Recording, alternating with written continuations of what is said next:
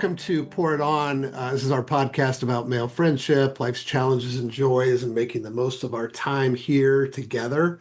I am Chris Lozier, and I am joined, as always, by my friends Ben, the Brewmaster Feller, and Mm. Sean, the Decanter Emerson. Obviously, those are not real nicknames. I just wanted to come up with some nicknames for you guys that were Pour It On related. Uh, you can dispute them. You can offer alternatives. We don't have to use them ever again, but I thought it would be kind of funny if I could come up with something. That's the best I could do. Anyway, let me turn it over to you guys and just for a quick check-in. What's it like to be Sean and Ben on this Monday? Oh, wait, are we going to talk about baseball or not? No. Why? Okay. Why would we? Well, yeah, none of us are Mariners fans, did you see the score of the Mariners game right now, Ben? I did. I did. Yeah. Yeah. I mean, I would say as we are recording this, that anybody who knows me knows I have two major rooting interests, which is the New York Yankees, who have been eliminated, and Penn State football, which has had Ooh. the biggest fall from grace in the last 3 weeks in recent college football history. So I'd love to talk about other topics, Chris. All right, Since you put it in more of a question. Yeah. Let's stay away from baseball and the Nittany Lions. Wow, that was a shocker. But yeah, tell me how you're doing otherwise. Well, I would say as to your nicknames, I'm not a brewmaster, although I like the alliterative idea of that. I think your nickname is at least more true for me than yours was for Sean, the decanter, because the dude doesn't even drink anymore, right? Good point. At least I drink the beer that other people brew. Um, I'm doing okay. I will say that the gap between our podcast discussions is directly sort of proportional to how I'm doing. And Oh, so it's time for another one. I can only imagine that our listeners feel the same way, like that their life happiness is is related to how long it's been. So I'm glad we're doing this for the audience out there. That's how I'm doing, Chris. I love it. How about you, Oh, Sean? oh, Sean? I love that. I love that. There are people actually waiting to hear us talk. Allegedly, Jeff Tress. I know Jeff Tress is Yep. waiting for us to talk. I'm doing good. No, the decanter. This will be the last time that it's ever used. I mean, I thought that I was a good I one. really. Yeah. Yeah, I because in appreciate a the way effort. it's sort of true because you do bring a steadiness and a calm. You let things breathe as a sort of a decanter does, right? I kind of Wow. thought that was, I mean, the brewmaster I thought was the lamer of the two. Oh, really? Yeah. I'm with Ben. I like alliteration, so that was kind of nice. All right, Decanter. I'll keep working on it. How's that? Sure, that'd be great. Otherwise, I'm fine and looking and excited about being back in front of the microphone, chatting with you boys. Indeed. All right. Well, I want to talk about a personal struggle or battle that I've been fighting for most of my life. As I shared with Sean recently, and I think he already knew this, am a recovering people pleaser. So for decades, my default setting has been yes to everything. Yes to that project. Yes to the coffee meeting. Yes to helping somebody out.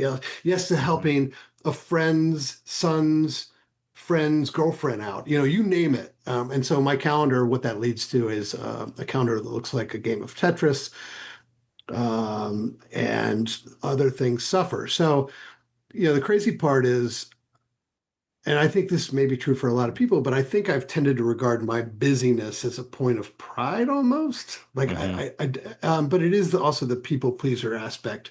And then, of course, the result of all this, as I was saying, is you get stretched thin, you feel exhausted, overwhelmed, feel like you may be making progress in all of those things, but it's an inch of progress when what you'd really like to be doing is making a mile of progress in the directions that mattered.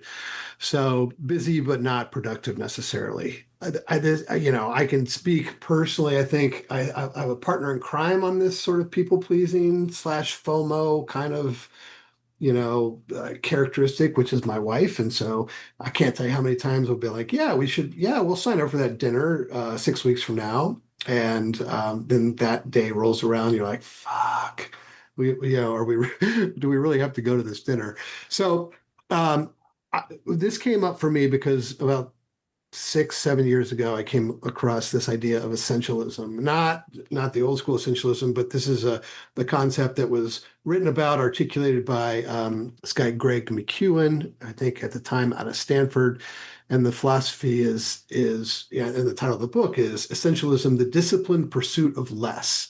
So it's not about how to get more things done; it's how to get the right things done, and that applies, I think, to work and professional life as you know, and as much as that it applies to our personal lives.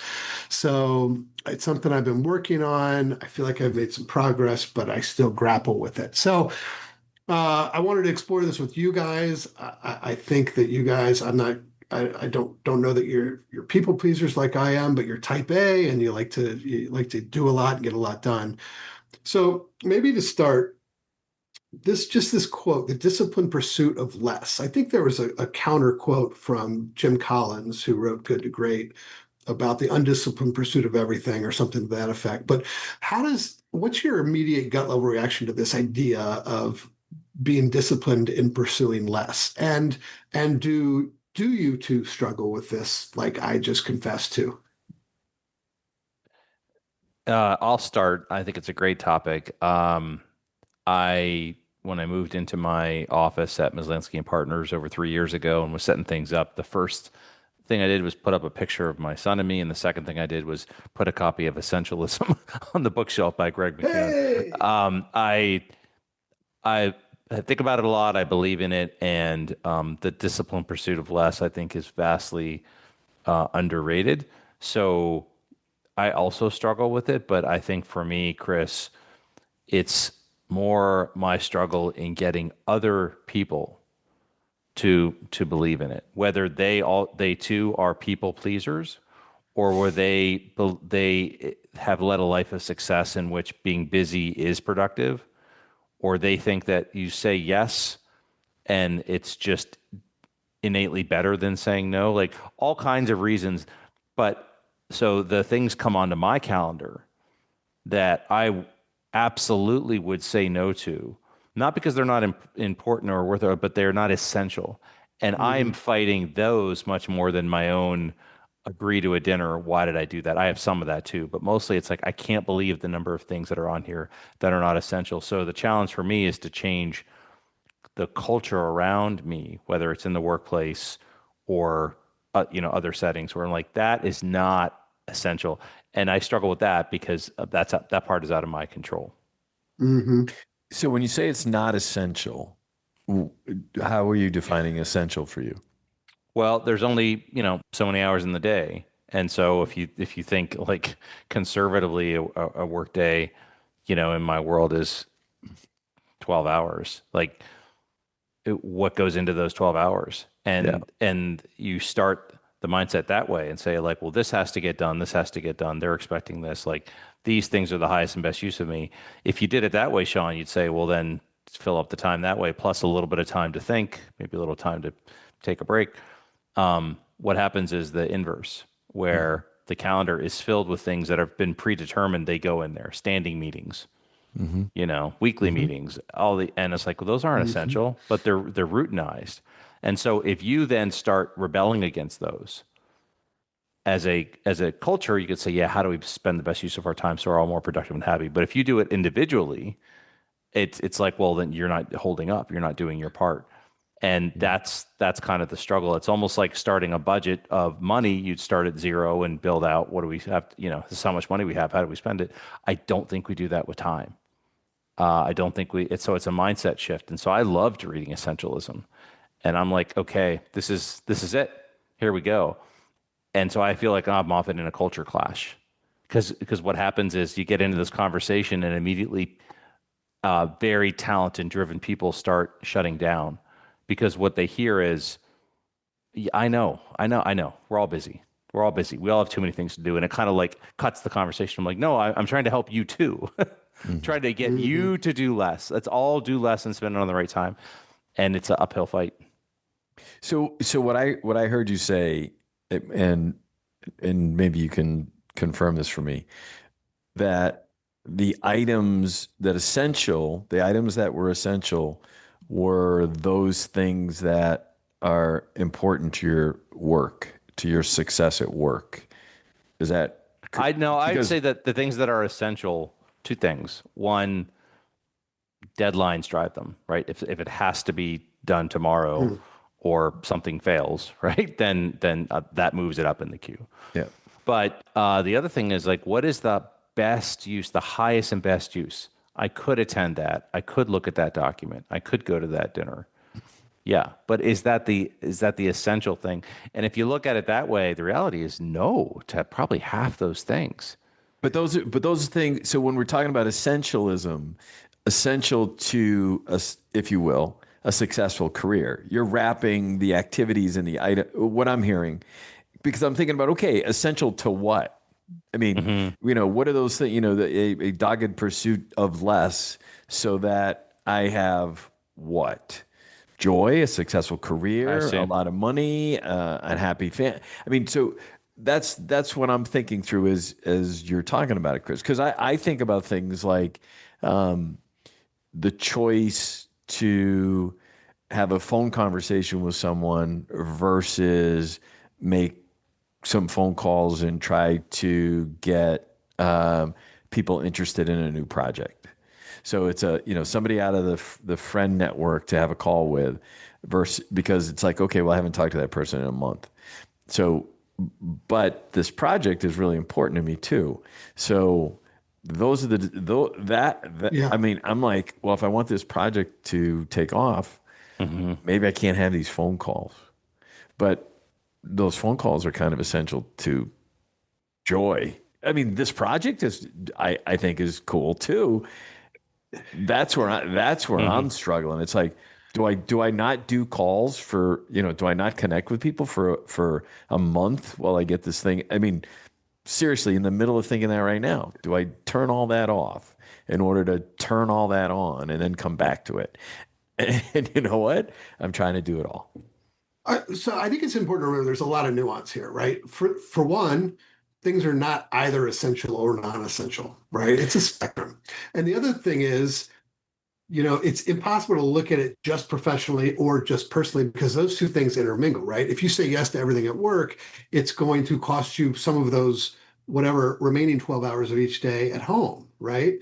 And so I don't remember, I haven't read the book since I've initially read it 7 or 8 years ago, but my take on it has been, all right, think of this in broader strokes, right? Like, let's try to identify the bottom 25% of that normal distribution that's non-essential and figure out what the top 25% or quintile is, or that's 20%, whatever, you know what I'm talking about, that is essential. And then, you don't have to, there's not a formula for each one of these things. So I think it's more of a framework, a loose framework than it is an exact science.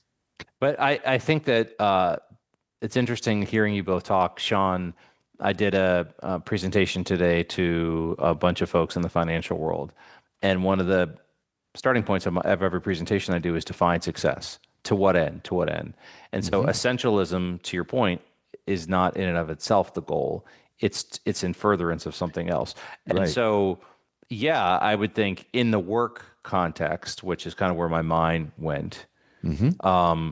it's to get the most important things done well, and done to move on to other things, to not Hmm. have 14 different pieces moving.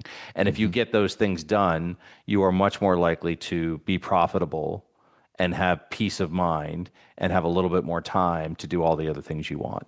And so do less, do them well, get them done, make smart choices. Other things are optional. That's why they're optional. Yeah. I think in the same thing in the personal life, you can't do all these things. And so you have to make choices. I think for you, you kind of frame this focus on one and shut down the other. Is it, to me, I'm kind of hearing you. I'm like, well, you're a prolific guy, and those are two buckets. Can't you do both of those? Like But that's yeah. that's not 14 things, that's two. Or is that Oh, oversimplifying it? yeah, but there are bullet points underneath, Yeah. many bullet points underneath those two things. Ah, the details. Yeah, Yeah. yes. But no, I think what's interesting about essentialism as I hear it is I know there have been times in my life where I've confused activity Hmm. for essential items, for those things that bend to your point that either move a relationship forward or move business forward. I'm like, well, I'm doing a lot, but you know what? I'm kidding myself. I'm doing shit just because I think it's, I mean, my day is packed, but is it really impacting, the furthering of a relationship or the furthering of the business?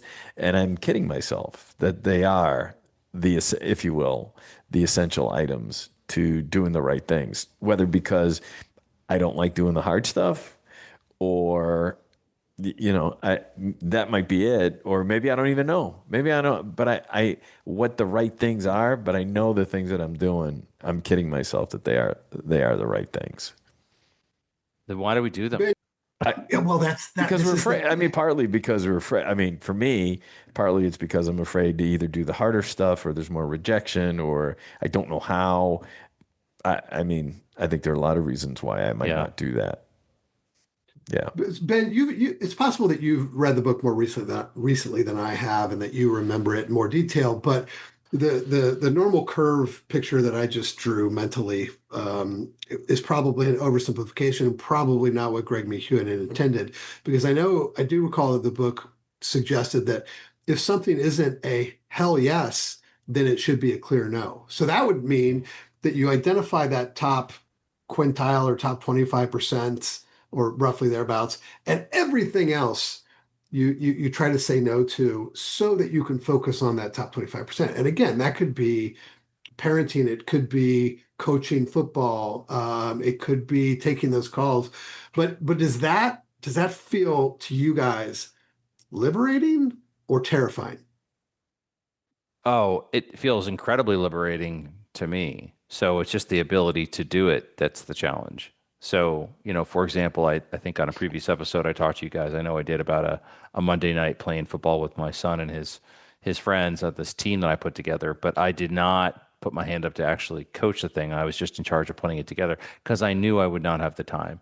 And it's a terrible feeling to do something a quarter of the way and Hmm. to show up late and the kids are wondering and they're not prepared. It's like, I'm not going to do that. And so fortunately, one of the other dads who had a bit more time did it, and he's busy too, but he's made it happen. I'm like, well, that was essentialism practice. Like it was really cool to get it together. And then I drew discipline around. I'm like, I'm not going to do that. I want to be able to just show up when I can, as long as the kids are taken care of. And so, Chris, I kind of make those decisions. I found myself making those decisions a lot. Now, I don't enjoy them when I do as much as I should. For example, yesterday was a Sunday, and I decided I wanted to spend the second part of my afternoon into the early evening just cooking. And I thought there before I did it, I was like, it's 4 o'clock. I'm like, what would make me happy? To your point, Sean, like what would make me happy? I'm like, I feel great to just live in this moment. And I made this great vat of chili and I got other cooking done. I'm like, I went to bed feeling really good. Now, some other stuff that needed to get done on Sunday because the to-do list is fucking endless did not get done. And so that brand of essentialism was what is essential for me to end this week on a good note. Okay, that was my thing and I executed it. But you see, Chris, in that frame, all of that was me versus me. Do I do this? Do I do this? Do I rest? Do I exercise? In the real life of every other day, it's, I Mhm. keep trying to do hell yeah or no. And it's this thing is scheduled to happen. And I don't know. I'm listening to you, Sean. Like I don't know why I'm not pushing back more. I think it is because it is the cultural rejection of saying like, well, fine, you can say no, but you understand we're all saying yes. And you don't work alone. You are part of a thing. So you are Yeah. the only one as a leader who is saying no. You are that important that you can't do it.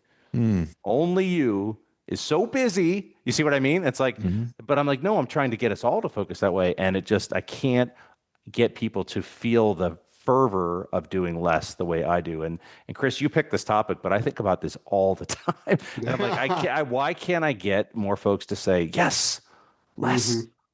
better time on the right things? And I have not been able to I think it's kind of a failure. I have not been able to culturally shift more of the mindset that way. Yeah. It's still stuck in a kind of, we all grew up in this generation of like the last one to leave the office, whether the tasks were right or Yeah. wrong, and the first one to get up, and the most tired person is the most productive. It's ridiculous. Yeah. Oh, no question that society glorifies being busy, right? And being busy often entails the things that should be not just knows, but hell knows, right? I've struggled with that too. It's funny, you brought up this idea of building a budget from the bottom up. That's what's known as zero-based budgeting. It's the gold standard. But the alternative and the more commonly practiced method is this is what we spent last year. Let's adjust that for this year. And that mindset is not one of, hey, maybe there's a better way of doing this. I've said to my kids, my two daughters, since they were real little, I said, look, if it seems like there ought to be a better way of doing things, there almost certainly is a better way of doing things, but everyone these days is like, well, this is what we do, Ben. We always have this meeting on Tuesdays at 2 o'clock that goes 90 minutes. And you're like, what the fuck are we doing in this 90-minute meeting? So I share your pain.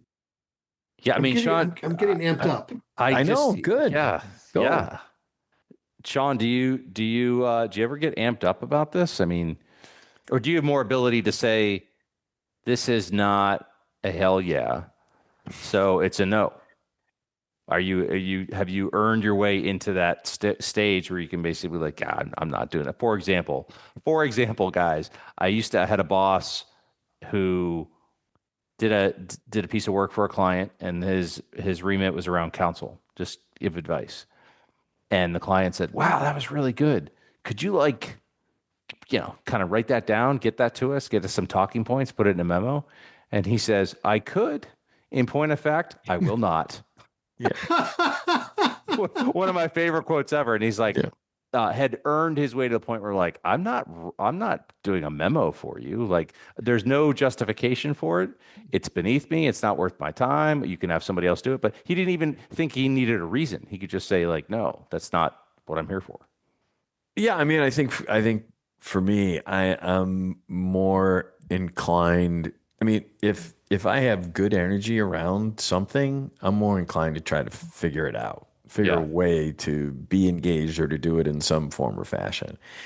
If and I know, I mean, and so most things that come my way, I'm looking for probably a way to do that. If there's something that, and I know, I mean, there are things I say flat out no to, or I'm done with, or whatever, and I know it, and I'm out, and it's easy to just to disconnect and be out. But my default is to find a way to incorporate something or to be a part of something if it energizes me, even if it's not a full on hearty yes. Mm, But let's go back to this notion of being a people pleaser. yeah. Again, I don't know if you guys are, but I'm pretty sure I know you both well enough to know that you're people helpers. You want to be, if you think you're able to help somebody, how often do you say no? Well, I rarely say no. Yeah. I say yes because it's helpful. I say yes because in the big picture, that half hour is not going to derail me from my life goals. And I say yes because I believe in my heart that these things come back around. I just do. I was a journalism student at Penn State, and a guy named David Jones came to talk to us from the New York Times. And as he was leaving, I chased him down in the hallway and asked him a question or two. And he gave me like, I don't know, 10, 15 minutes. And I to this day, I don't remember the specifics. I think it was about just kind of career advice. But I remember that he stayed. And I've told that story a lot. And so I've tried over the last 30 plus years to stay and talk. And I think a lot of people are surprised when I do. But, I've had two big career transitions in my life. And during those pockets where I was deciding what I was going to do next, a lot of people made time for me. And they didn't really feel like it was that big of a deal, but it was to me. So I think these things come back around. Is that people pleasing, or is that just, being a good person, or whatever? But I think where I differ from some other folks on this, Chris, is that in terms of essentialism, I don't have fear of missing out. I have what somebody called JOMO, right? The joy of missing out. I'm like, go do it. Go do the thing. Like give me one night to decompress without something on me. And that's where I have an easier time saying no. Now there's trade-offs. You lose connection, right? You try to say yes when you can, but that part I'm fine with. And I'm curious for you, Chris, because you said at the start of this, you are a people pleaser. You think a lot about this, and you're making some progress, if I heard you right. And I'm curious where you've made progress and where you haven't. It's a good question. I think that Manish and I have been good partners in this because we do interrogate decisions before we just make them flippantly, right? We do ask, is this a hell yes, right? Mm. And I also admitted to suffering a little bit from FOMO for sure. But just like things are not either essential or non-essential, the things that you can do to help people are not equal in magnitude either, right? So if you did find yourself saying, "Hey, I'm not giving enough time to my girlfriend. I wasn't able to help her out last Monday," or I had to skip that football pickup game after Mm. practice or whatever, surely there's stuff that you would have rethought and said, okay, this is less essential. It may not be non-essential, but it's less essential. And so my progress or my growth in this area has not led to me mastering this by any stretch. But it's a work in progress. It's like reps. It's like golf again. It's the kind of thing I thought I would be better at by this stage. That's all. You And know? when you say you don't have time for all these things, is it because there are things that are non-essential to accomplishing those three, or there's so much in one or two of those three that dominate your ability to do the other two? Like is work, your financial success bigger than mental or physical health? Uh, Or is there other shit mixed in there that just makes it difficult to do those there's things? other shit mixed in there that just Yeah. makes it so. I mean, I like to think to paint kind of a ridiculous picture to underline the point. If you were running a company and you had to have major decisions on on hiring Mm-hmm. and on how we're going to grow and do we have to make budget cuts and where are we putting our money, and you had an hour to talk about it, Yeah. and you spent 45 minutes talking about how the seltzer was organized in the fridge. Yeah. And you'd say, like, Ben, that's ridiculous. Nobody would ever do that. No Right. leadership would ever talk. Like, well, does the cranberry go to the left or the right of the lemon lime? Like, what a ridiculous thing. But in reality, there are 45-minute discussions that are just like that happening every day. Yeah. And so you'd be like, well, Yes. guys, we're doing it again. And Right. you're like, well, what are you so worked up about? I'm like, because you are actively keeping us from the very thing we're trying to do, which is be successful. Like, no, I'm not. We're just talking about we're going to go back over whether the 1% raises we gave last time were proportionate to the outside salary. I'm like, all of us are doing that. That's a 5-minute text, right? And Right. so like that's what I mean, and that happens all the time, including on the weekends. And so Yeah. it's easier to do it when it's just you versus you, like the choice Yeah. I made. But I also think that Chris, you talked about having a partner on this, with your partner, and how that's really interesting to me too, because built into that, you almost said it kind of like in a matter of fact way, like, yeah, we make these decisions together of, is this the right use of time? I might be getting that wrong how I said it, but I'm like, that's awesome because you have somebody else saying, is this essential? Like, Yeah, yeah. is this right? Well, and also I feel very fortunate because, and you've never met my wife, but Sean has. But I married way up, but also she and I sort of share the same ideas or calculus around what makes something essential. So it would be problematic if we had two completely opposed views of that, right? And I think, and I don't want to speak for her, but like back to this question of how do you determine what's most, again, I want to stop saying essential or non-essential, but what's most essential in the context of the last question we ask people on if you've come this far, like what do you hope people will say about you at your wake? And that is the litmus test for me when I'm really practicing this essentialism idea well. Mm. So, and again, what does that apply to whether I'm going to use zero-based budgeting or year-over-year budgeting? No. But in life, I think it's a helpful question to ask yourself. But what about, no, I think that's great. But you guys were laughing at the example I gave of the boss who says I could, in point of fact, I will not. Can you picture doing that more, Chris, in your life? And if so, like, what are the consequences if you did that more often?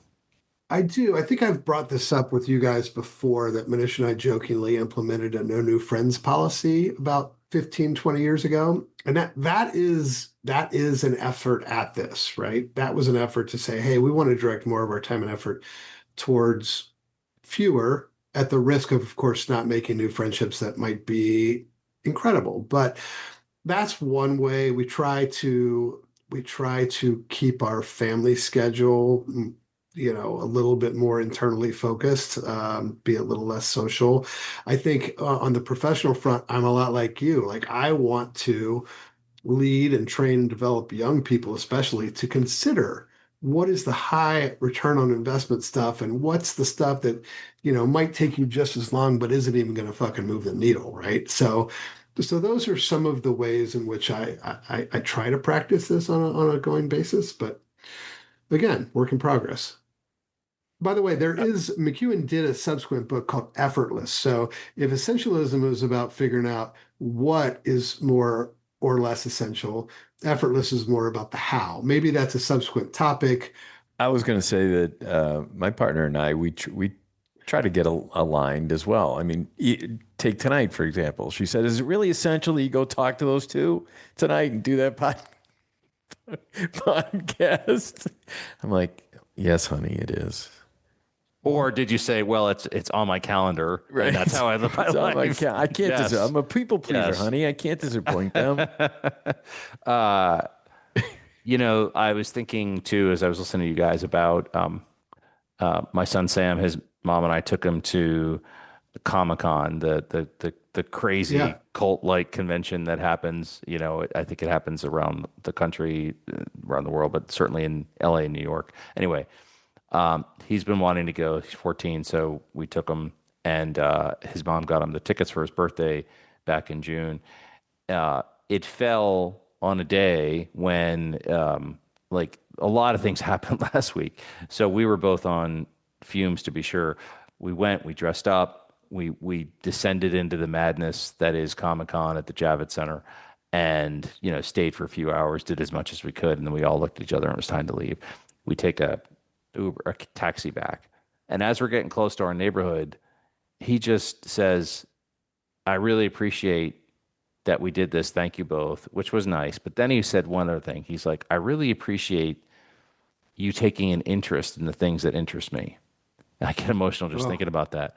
And I was like, man, talk about essentialism. Yeah. You are essential. Your interests are our interests. You're our interest. You want to go deep into DC versus Marvel. I'm not going to be able to keep up with you, but damn if I'm not going to try. You know? yeah. And this was not a sacrifice. This is essential, and what a thing to say. And he felt it and saw it, and like that's the kind of thing I'm talking about, That's because awesome. there's a version of me. I don't think in this life, but if we were doing the multiverse, see, I worked in a reference there. There's a version of me that'd be like, I'm not going to that. I'm just not going. Or I thought I was going to go, but I'm way too tired. Can you believe the trip I had this week with a fever and I pulled everything off? But I'm like, no, we're going. And it was great. It's great. But that was the best part of Comic-Con for me, you know? I love that. What, Thank you for sharing that. yeah, it's beautiful. And I want to know what you dressed up as. Oh, I was Clark Kent. I Were was you Clark really? Kent. Yeah. Of course he was. I was Clark Kent, and I had this, this Superman like button-down shirt with the Superman underneath it. It was a shirt within a shirt. Yeah. And I had the press pass. And then we went to the DC stand, and they were giving out copies of the Daily Planet. I'm like, all right, here we go. This is great. This is great. And Well, and what about your ex? Elizabeth went as Peggy Carter, and Sam went as Bucky, the Winter Soldier. Oh yeah, Which is his Soldier. favorite. Yeah, Yeah. he looked awesome. Yeah, Yeah, that's it was great. Okay, So you were the only DC. You were the only rep on the DC. Well, you know that, huh, Sean? You Oh know yeah, that shit. yeah, I do. I grew up comic book guy, comic book kid. Yeah, because Peggy Carter is Captain America, right? Yeah. Yeah. Look at Ben. Ben's got a blank stare on his face. He's not sure that he was the only to see. I was so deep into that convention. I do know who was Marvel and DC. There were definitely people there who I had no idea who the hell they were. Sam was my decoder on that, Yeah. you know. In fact, at one point, Chris, there was this huge whoop, and everyone was like, "Whoa!" and they ran over, and in this one corner, there was probably like 75 people dressed up taking a picture, and I was like, "Sam, do you want to get in?" Because I heard that like when people see other folks that look, you know, whatever, they take pictures, part of the joy. And this guy who was part of the staff there, he kind of looks at me. He's like, "He's not going in there. Those are X-Men mutants. What's wrong with you?" I'm like, "Oh." He's like, "What do you say? What do you sending a member of the Red Sox into the Yankees team photo?" Like, hey, Clark, work on your reporting. And I was like, I thought it was the best. It was like turned out to be the second best part because I'm like, oh, I was just trying to do something good for my son. I did not understand the code. You know, I do want to point out that in the comparison Ben just made, the Yankees were the mutants, by the way, and the Red Sox were the good guys, I think. So it's funny. I mean, look, is a dance competition out by O'Hare in my top 3 or 5 lists? List of things I want to do on a Sunday? No, but even that showing up, is huge. I mean, we talked about this with 7 Good Minutes. Sometimes it doesn't even take a whole afternoon at a dance competition or a Comic-Con. Of course, it depends on who it is you're trying to help or support or love.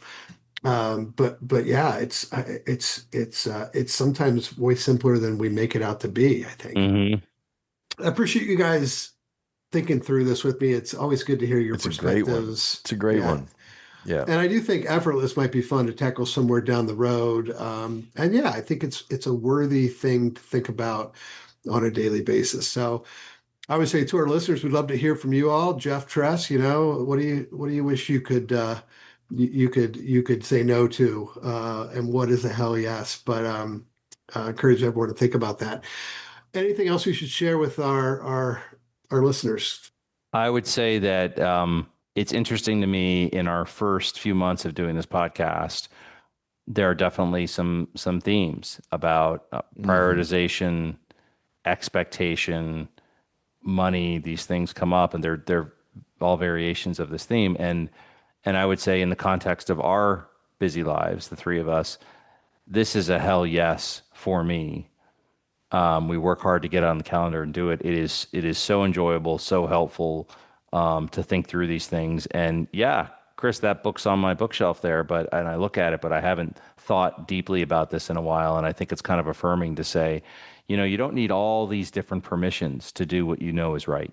Mm-hmm. You got to just make some decisions and live with the consequences. But if it means living a better life and leading an essential life for you or your kids, then if anything, I'm more affirmed with it out of this conversation. So thanks for bringing it up. And Sean, sorry, tell your wife we're sorry, but yeah, we're essential. Yeah, sorry, we are. I did. I told her that. All right, well, let's sign off here. I mean, I can't not mention that the Red Sox went down to the Yankees, and the Yankees promptly shit all over themselves. Is that you thought that was essential? Of course he did. Yeah, I thought a good laugh at the end of a serious conversation was essential. So that would be laughs. That would be great. That's how this whole thing started when I met you guys. The very first podcast conversation we had. Each other. Way to bring it back around, Chris. I love you, man. Hey, I love you guys too. And thank you again for this. Next episode, I will keep the topic under wraps. I think it's decided, but we'll see you all again in a couple of weeks, I hope. Peace and love, boys. Yeah. Thanks, guys. Thanks, everybody.